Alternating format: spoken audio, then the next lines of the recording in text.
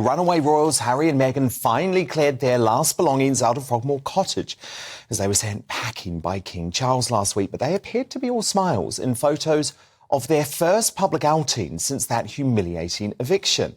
Carl Larson, a celebrity photographer who used to be friends with Thomas Markle, now claims he's friends with Harry and Meghan, was conveniently on hand to snap the pair, leaving an office building in California on Friday before telling his audience, "Please do not believe the media.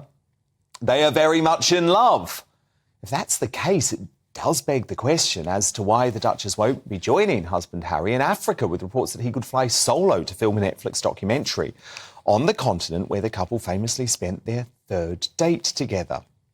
So, Lady C, we know the Sussexes are clearly desperate to quell rumours that their marriage is on the rocks, but you understand that things haven't been so marvellous over in Montecito.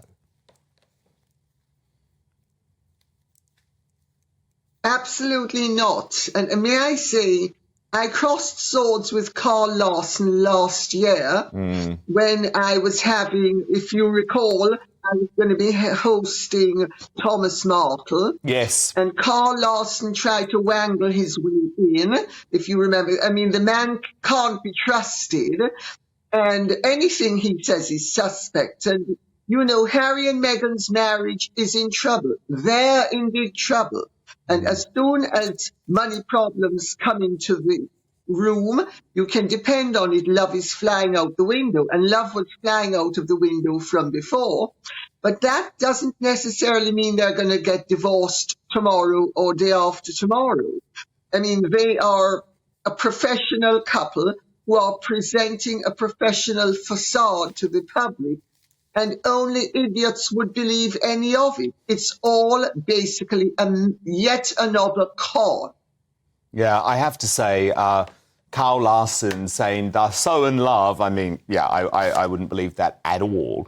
Now, look, the shameless Sussex's odd little mouthpiece, this weird guy, Omid Scobie, very funny-looking guy, has claimed in a new article for the Lefty Eye newspaper that Prince William wanted him banned from covering his official engagement. Scobie writes, "For me, my first major punishment came after the release of Finding Freedom. Sources told me that Prince William was so incensed by my revelations that his Kensington Palace team had given negative information to favoured journalists about his brother, that he wanted me barred from his engagement." So, Phil, do you believe this guy? And if he is telling the truth, is there anything wrong with William saying, "I don't want this guy around me who's writing so many lies about me"?